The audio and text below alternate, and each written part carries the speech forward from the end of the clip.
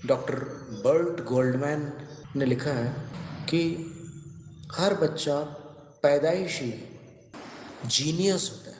Genius का अर्थ असाधारण बुद्धि संपन्न होता है पैदा होते समय, लेकिन 20 साल की संगति उसको बुद्धू बना देती है। 20 साल वो जिन जिन की संगति में रहता है, तो देखो कुछ अपवाद तो रहते ही हैं कि जो लकीर के फकीर नहीं होते, लेकिन अधिकतर लोग क्या करते हैं, कई धारणाएं बना लेते हैं दुनिया के बारे में, जबकि वैसी धारणाएं प्रामाणिकता की श्रेणी में आए ऐसा जरूरी नहीं है। कई धारणाएं अप्रामाणिक होती है। जैसे जब कोई पुरुष रोता है तो बोले कि तुम क्या स्त्रियों जैसे रो रहे हो, तो मतलब रोना स्त्रियों का धर्म हो गया, पुरुष को रोने का अधिकार नहीं है। तो ऐसे कुछ नियम बना लेते हैं लोग, अपनी धारणाओं में कुछ बैठा लेते हैं। पर जिनेंद्र भगवान की शरण में आने के बाद पता चला कि ये तो बहुत छोटी सी दुनिया थी, जिसमें जीते जीते मेरे कुछ 50-60 लोग परिचित होते हैं आम आदमी के। बहुत ज़्यादा लोग परिचित थोड़ी होते हैं, 50-60 लोग परिचित हैं। और फिर उसी छोटी सी दुनिया में कभी मैं खुश होता हूँ, कभी दुखी होता हूँ, कभी उत्सव मनाता हूँ, कभी शोक मनाता हूँ, कभी साथ में भोजन करता हूँ, कभी अकेले भोजन करता हूँ। ये सब छोटी सी दुनिया में ज़िंदगी कट जाती है।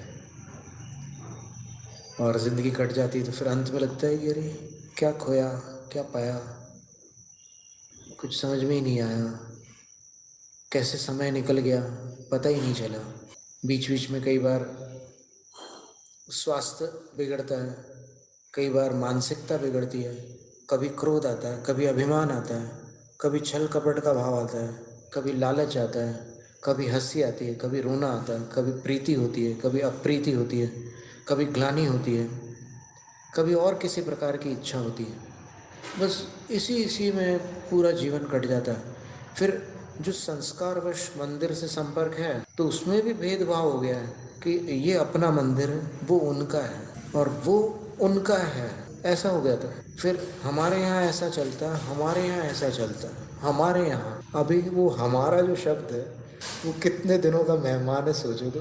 अभी एक सांस चली गई और वापस नहीं आई तो क्या हमारा और क्या तुम्हारा, क्या बचने वाला है?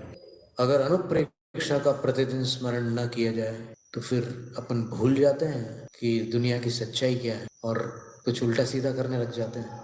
इसलिए सत्संगति आवश्यक है और आगम का संपर्क अत्यावश्यक है। क्योंकि अगर सद्बुद्धि चली गई तो कुछ नहीं बचा, सब कुछ चला गया, उसकी रक्षा करना आवश्यक है।